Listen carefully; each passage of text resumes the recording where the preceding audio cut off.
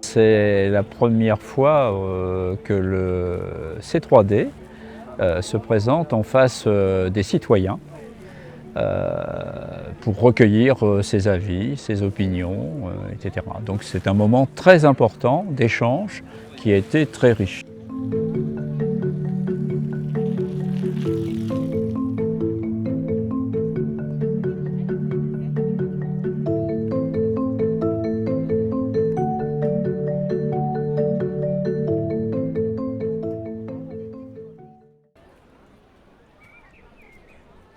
J'ai eu envie, pour le C3D, d'aller à la rencontre de gens qui sont présents et qui accueillent le public pour comprendre à la fois pourquoi ils étaient là, qu'est-ce qu'ils avaient à témoigner en tant que citoyens sur le territoire de la métropole et en tant qu'engagés sur cet espace de jardin de ville. Alors aller vers, c'est pas la même chose qu'accueillir. Et pour moi, être ici, c'était aussi ne pas laisser simplement les gens de passage, c'était aller voir les exposants. Et la démarche est tout à fait autre. S'intéresser aux autres exposants, s'intéresser aux individus qui viennent pour faire des rencontres, ce n'est pas tout à fait la même chose que simplement accueillir les gens qui passent.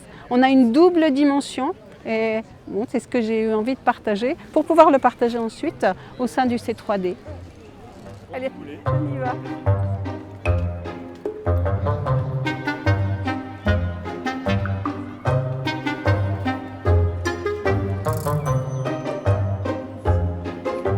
Et voilà. Et le deuxième code.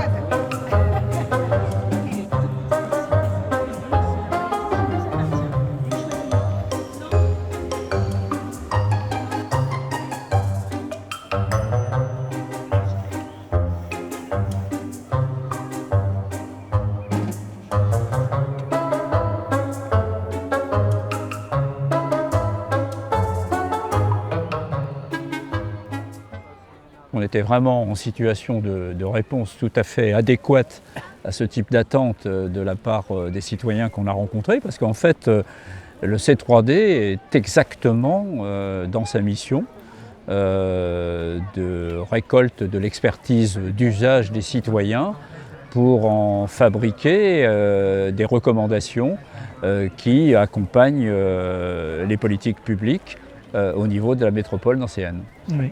Et d'ailleurs, on a récolté à peu près une centaine de contributions des citoyens sous forme de propositions, sous forme de questions, qui vont enrichir donc notre propre réflexion et qui vont, alors sans aucun doute, nous aider à véritablement produire un document sur le futur de Nancy en 2050 par exemple, qui sera fouillé, consolidé et qui représentera véritablement ce que les gens veulent.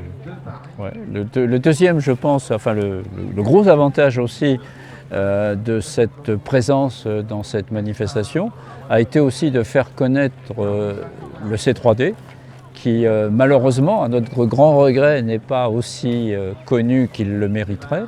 Et on a pu partager effectivement avec tous les citoyens la raison de ce C3D, comment il était composé, comment il travaillait, comment il apportait ses contributions aux politiques publiques et comment il était parfois lui-même saisi par les politiques pour présenter, récolter les avis des citoyens.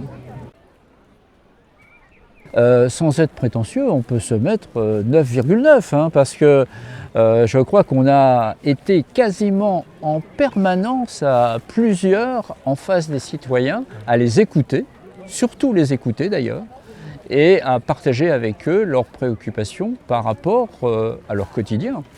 Alors moi, on m'a toujours dit que je notais très durement, donc moi je dirais 8. Non, mais c'était une journée, c'était 2 jours vraiment formidables. Et tout le monde a été très engagé au niveau du C3D.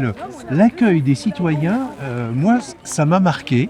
Oui, parce oui. que quand on leur posait des questions, personne ne m'a dit non, j'ai pas envie de parler. Au contraire, les gens avaient vraiment envie de parler. Ouais, ouais. C'était vraiment bien. Et tout à fait étonnamment, Je pense qu'on a réussi dans la méthode qu'on a mis en place à briser peut-être une espèce de plafond de verre d'expression des citoyens qui, après quelques réticences pour certains, se sont livrés, mais alors comme un fleuve, pendant plusieurs minutes sur toutes leurs préoccupations.